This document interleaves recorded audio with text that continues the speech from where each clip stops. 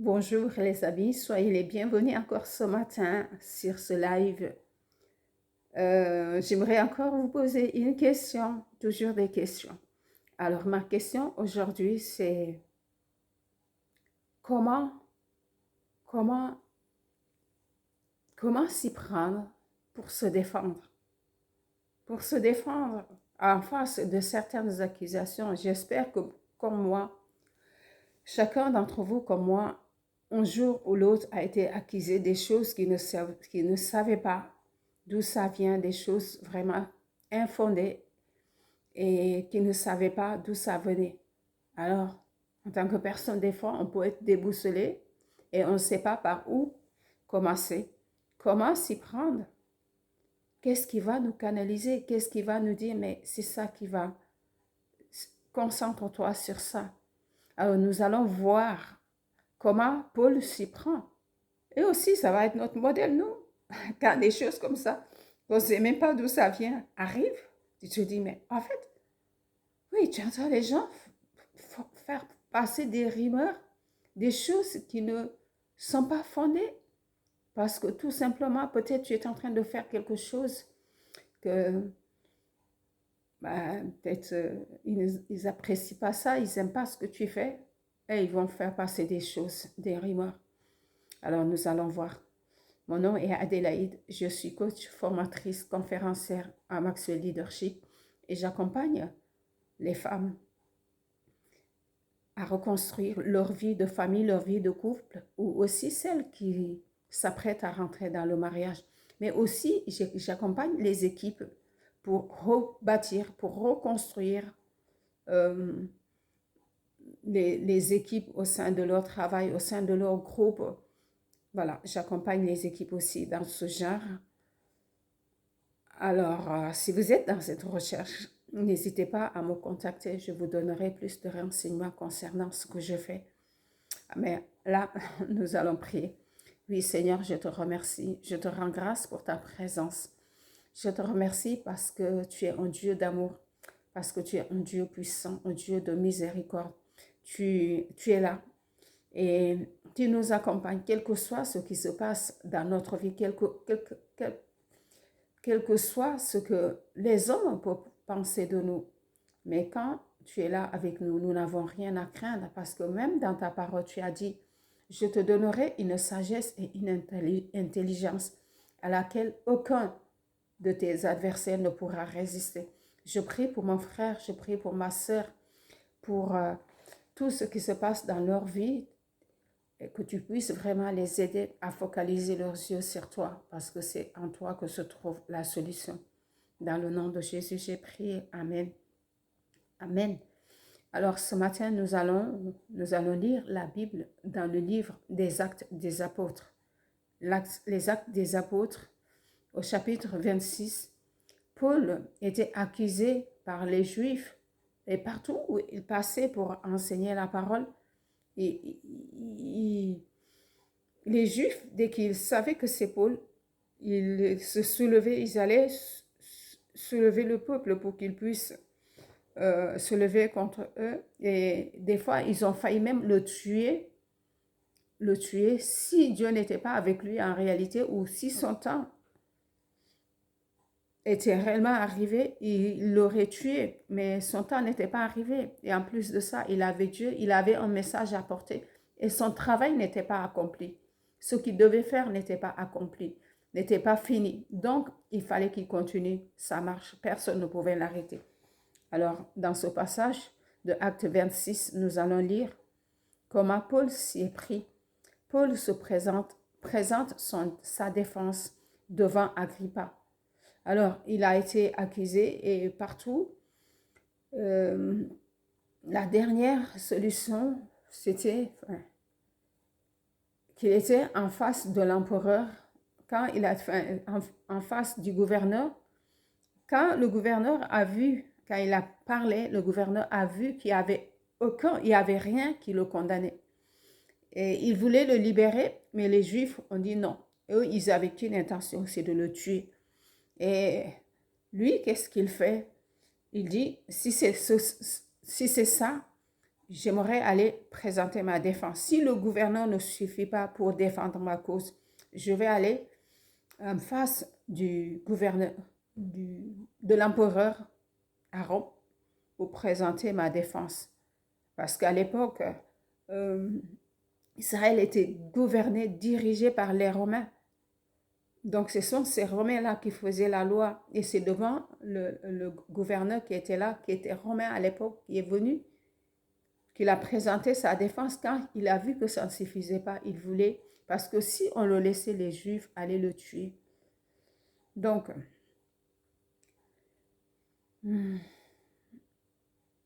là, il dit, je vais aller. Mais là, il devait se présenter devant Agrippa. Il était déjà en prison. Il dit, Agrippa dit Paul, dit à Paul, il t'est permis de parler pour te défendre. Alors Paul étendit la main et présenta sa défense en ces termes. Roi Agrippa, je m'estime heureux d'avoir aujourd'hui devant toi à défendre ma cause, tout ce dont les Juifs m'accusent. Et cela en particulier parce que tu connais bien toutes les coutumes, tu connais bien toutes les coutumes des Juifs et leur sujet de discussion. Je te prie donc de m'écouter avec patience. Paul était en face d'accusation et ces Juifs-là allaient, mais vraiment, ils avaient une colère énorme. Ils avaient, la dernière fois, ils avaient projeté de lui faire un coup, ça veut dire de lui tendre une embuscade, que quand ils allaient le déplacer, ils allaient le faire mourir.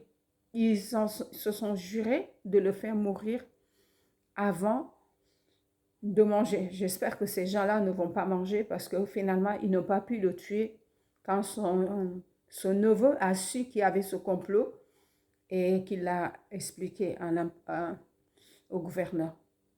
Donc là, il a l'occasion de présenter sa défense. Mais, il y a un mais. Parce que pendant ce temps-là, Dieu ne l'a pas laissé seul. Dieu lui a apparu. Il l'a apparu, il dit, ne t'inquiète pas, Paul, tu vas parler ici, mais tu parleras aussi à Rome. De quoi parler?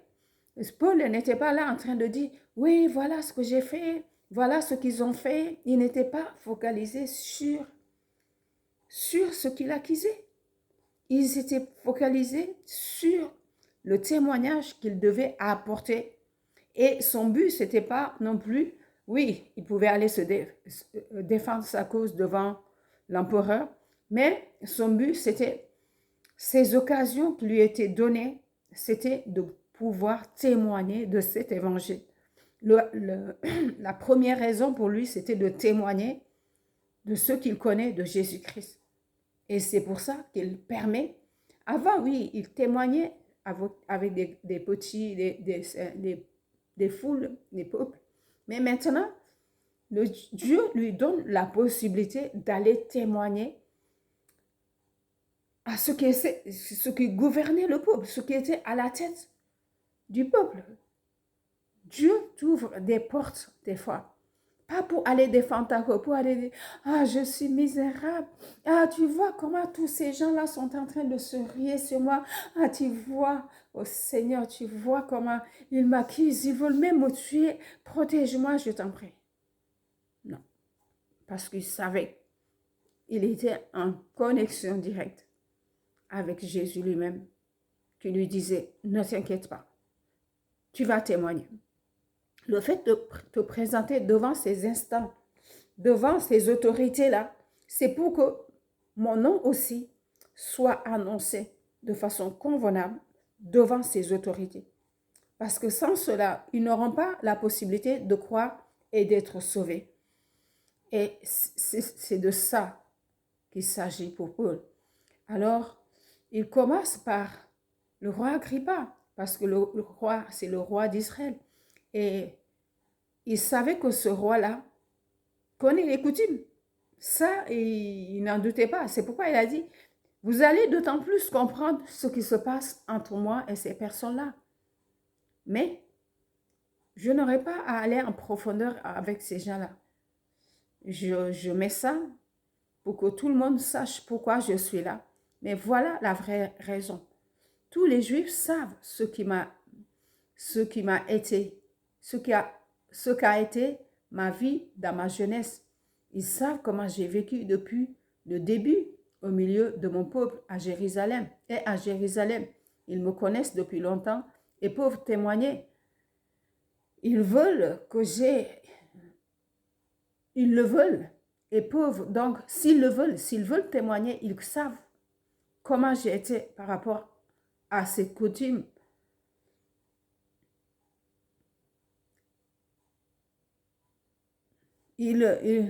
Donc, s'ils veulent témoigner, ils pourront le faire parce qu'ils m'ont vu vivre en tant que partie des Sanhédrins, en tant que, je ne sais pas, religieux. Dans cette religion, j'ai vécu de façon...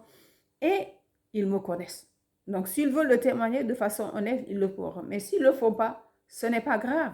Et maintenant, je me suis mis en jugement parce que j'espère à la promesse de Dieu que Dieu a faite à nos ancêtres. Et c'est de ça que Paul parlait aussi quand il dit, devant les païens, je me considère comme païen afin de les gagner. Devant, par exemple, ces Israélites qui connaissent la coutume, ils passent par la coutume pour pouvoir parler de Jésus. Il ne va pas venir directement parler, voilà ce qui s'est passé, j'étais en train de faire ça. Non, il passe par les coutumes, le religion là, parce qu'il sait que je pourrais faire la connexion entre ce qui se passe et ce que j'annonce. Et il va introduire Jésus. Vous savez que dans notre religion, voilà ce qu'on attendait. Moi, j'étais dans le parti des Sanhédrins, des pharisiens. Et maintenant, je suis en jugement parce que j'espère en cette promesse qu'on attendait. Et c'est de ça qu'il disait que le roi Agrippa connaît que tout le peuple d'Israël attendait l'arrivée du Messie qui allait libérer le peuple. Donc, il passe par là pour introduire son sujet. Il dit, et maintenant, je suis mise en jugement parce que j'espère en la promesse que Dieu avait faite à nos ancêtres. Les 12 tribus de notre peuple espéraient voir l'accomplissement de cette promesse. On a attendu depuis longtemps cette promesse. Mais cette promesse-là est arrivée. Ce qui est en train de se passer là, c'est l'accomplissement de la promesse. Alors, vous espérez voir cette promesse, mais vous n'arrivez pas à le croire. Les 12 tribus veulent l'accomplissement. Et cet accomplissement est ici. En servant Dieu avec ardeur, jour et nuit. Voilà. Moi, j'ai reçu cette promesse. Je l'ai reconnue et j'ai commencé à le servir. Et c'est cette raison qui a fait que je suis en jugement. Alors, c'est à cause de cette espérance, roi Agrippa, que les Juifs m'accusent. Pourquoi estimez-vous incroyable, vous les Juifs, que Dieu ramène les morts à la vie? Pourquoi vous êtes en train de vous douter que cette chose-là est possible? Parce que des gens ont vu ce Jésus-là. Ils l'ont vu ressusciter. Il était mort. On l'a tué, c'est vrai. On l'a cloué sur la croix. Mais il est ressuscité. Et maintenant, c'est à cause, grâce à lui maintenant, que moi j'ai pu rentrer dans cette espérance. Et si vous aussi qui êtes là, vous voulez y rentrer, je vous demande de prêter attention pour pouvoir recevoir les paroles qui vont vous libérer. Et ces paroles vont vous empêcher encore d'accuser quelqu'un d'autre. Parce que c'est la vérité. Parce que c'est ce qu'on attendait depuis longtemps. Pourquoi vous espérez que c'est incroyable que cela arrive? Oui, Dieu a ramené ce Jésus de la mort à la vie. Croyez-moi, parce que les gens l'ont vu, mais moi je l'ai vu de mes propres yeux, je n'y croyais pas. Et il continue, il dit, moi-même, j'avais pensé devoir combattre par tous les moyens Jésus de Nazareth. Je voulais le combattre parce que je ne croyais pas comme vous l'êtes aujourd'hui. Mais j'ai été touchée. Et mon but aujourd'hui, que ceux qui étaient comme moi, qui étaient fanatiques, qui étaient dans la religion, qui couraient à gauche, à droite, qui voulaient montrer que ce qu'on fait est mieux que l'autre côté. Je voulais vous montrer que c'est possible. Parce que Jésus lui-même, je l'ai vu et il m'a parlé. Je l'ai combattu. Et j'ai reçu un pouvoir spécial des chefs des prêtres. Et j'ai jeté en prison des chefs de prêtres. J'ai reçu un pouvoir spécial des chefs de prêtres et j'ai jeté en prison beaucoup de croyants. Et quand on les condamnait à mort, je donnais mon approbation. Et Paul, là, il est en train de parler de lorsqu'on a été en train de tuer Étienne. Étienne était rempli de l'esprit, il était en train de prophétiser. Paul était là, il a prouvé le mot d'Étienne. Et c'est de ça qu'il est en train de témoigner. Et c'est de ça que Jésus a dit, tu vas témoigner. Tu n'es pas là en train de regarder ce que les autres disent de toi, ce qu'ils pensent de toi. Ce n'est pas ton problème. Ça, moi, je m'en occupe. Mais le reste là, tu t'occupes de proclamer ce que tu as vu de tes yeux. Et j'ai reçu le pouvoir, j'ai prouvé tout cela. Et souvent, en allant d'une synagogue à l'autre, je les faisais punir et je voulais les obliger à renier leur foi. Et le but de Satan aujourd'hui, quelles que soient les pensées qui vont venir dans notre cœur, c'est de nous empêcher d'avancer. Parce que cette foi-là, c'est ce qui fait qu'on va aller jusqu'au bout. J'ai regardé hier une vidéo et ça m'a interpellée. La personne était dans son travail et à un certain moment, le gars lui a dit, il a fait des faux papiers, un faux rapport pour recevoir de l'argent et il a demandé au gars de signer dans son travail. La première fois, il a dit, non, je ne peux pas signer, tu sais, je suis chrétien, je ne peux pas signer ces papiers. Il dit, d'accord, si tu ne signes pas, tu seras radié, tu ne pourras plus travailler ici, il faut que tu signes. Non, je suis chrétien, tu comprends, moi je ne peux pas compromettre ma foi. Et il a fait ça plusieurs fois. Après, il a dit, si tu ne signes pas, c'est le dernier jour. Et le gars, il se lève et dit, oui Seigneur, maintenant c'est le dernier jour, qu'est-ce que je fais? Si je ne signe pas ce papier-là, ils vont me renvoyer de mon travail. Et tu sais que moi, je n'ai rien d'autre. Et à toi de voir si tu préfères obéir les hommes ou obéir à Dieu. Et vers la fin, il a signé les papiers. Il arrive, le gars lui dit, dis-moi, je suis là. Il dit, mais non, tu sais ce que j'attends de toi. Il dit, mais j'ai signé. Il dit, mais non, j'ai pas vu. Il dit, non, j'ai signé. J'ai signé. Il a signé bref, il a signé le papier. Et le gars lui dit, j'avais un poste. Je voulais t'offrir une promotion à ce poste parce que je pensais que tu étais réellement intègre dans ce que tu penses. Mais comme tu ne l'as pas été parce que tu as renié, tu as préféré ce qu'on t'offrait que Jésus. Non, je ne t'offre pas. Je ne sais pas si c'est un sketch, si c'est la réalité, mais ça parle. L'ennemi, la seule chose qu'il va chercher, c'est de nous chercher. Chercher, quel que soit le moyen qu'il va utiliser, nous pousser à renier notre foi. Et ça, si on n'est pas ferme dans notre façon de marcher, si on n'est pas ferme avec l'ennemi, quels que soient les moyens, ça peut être autre chose. Paul cherchait par tous les moyens à le demander à renier leur foi. Et c'est pour cette raison que Dieu lui donné la possibilité pour montrer de là où il était et de là où il est aujourd'hui et ce qu'il arrive. Parce que oui, ce qu'il a fait aussi, il fallait qu'il voie ce qu'il faisait, même s'il annonçait la parole. Mais ça l'arrive aussi. Il est persécuté à outrance parce qu'il n'avait pas de demi-mesure, lui. Jusqu'au bout. Même s'il devait être tué. Je cherchais à les faire, à les obliger. Je voulais les obliger à renier leur foi. C'est très important pour s'en sortir, quelles que soient les accusations qui sont devant nous. Ma fureur contre eux était telle que j'allais les persécuter jusque dans les villes étrangères. Et c'est de là qu'il a rencontré. C'est ainsi que je me suis rendu à Damas avec le pouvoir et la mission que m'avaient confié les chefs des prêtres. J'étais en route vers midi, roi Agrippa, lorsque j'ai vu une lumière qui venait du ciel, plus éclatante que celle du soleil, et qui brillait autour de moi et de mes compagnons de voyage. Nous sommes tous tombés à terre et j'ai entendu une voix qui me disait en araméen, Saul, Saul, pourquoi me persécutes-tu? C'est en vain que tu résistes comme l'animal qui rue contre le bâton de son maître. C'est en vain parce que Jésus, quand il t'a choisi, tant que tu ne changes pas, tu es obligé.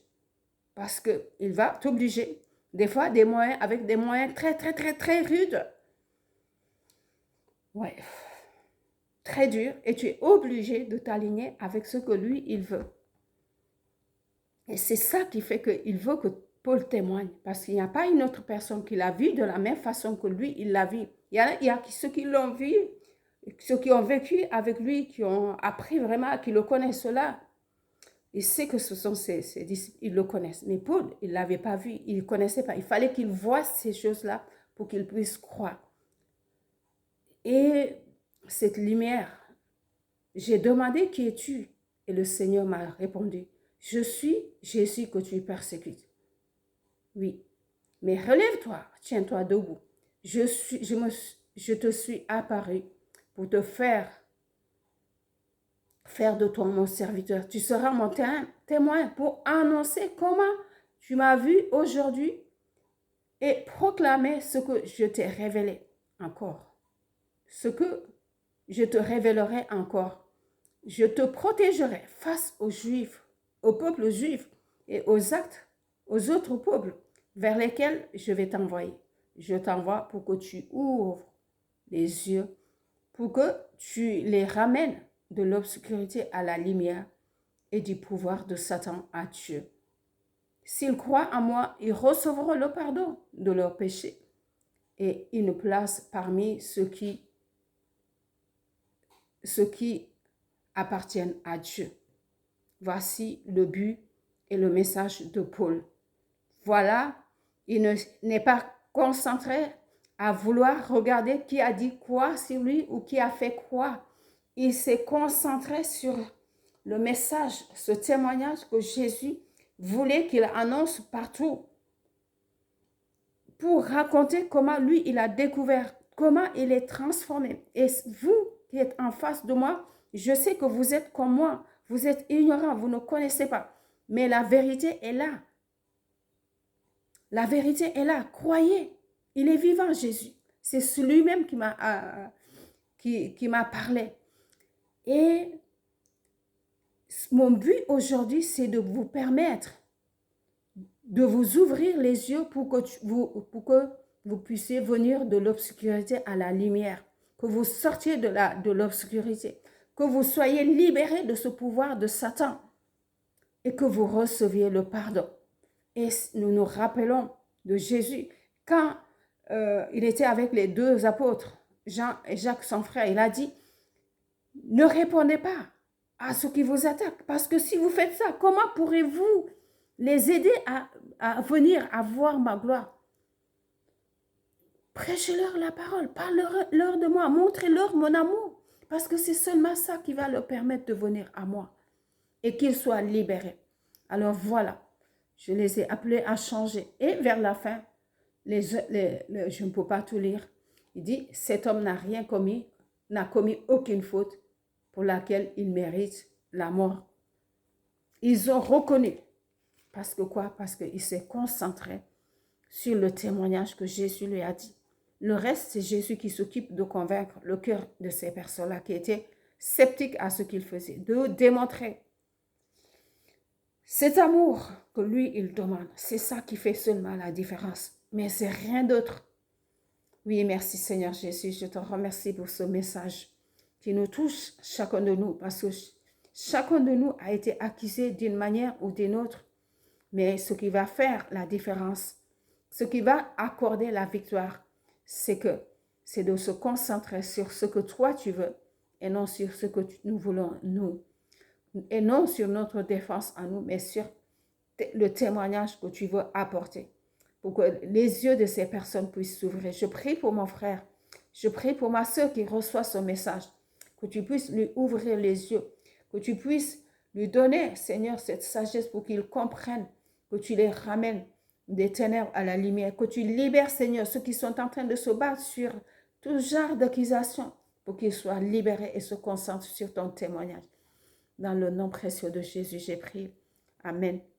Imata temit wi sola bu Paul apota lao li bakane la bu ko mu haja ko pe ko yala kila bale wa handa lo bu wa wano la jongo lo wa handa atemita bonyo mu po nakan wala jongo lo minakan bulokabo donc on la fo lu jukale mano anda kitalo wa ayalo lo la wa hano bale lu bajale ubaital ubaita tan yata no jono lu mamari kanu to okay alla bloka bo la bobo munu kana wana amangena anakumu punu ilu kana omu wahwa akila pana topoto ikaja kata nyoro Yesu Kristo anje mulika la botla no sanle bukulu amen.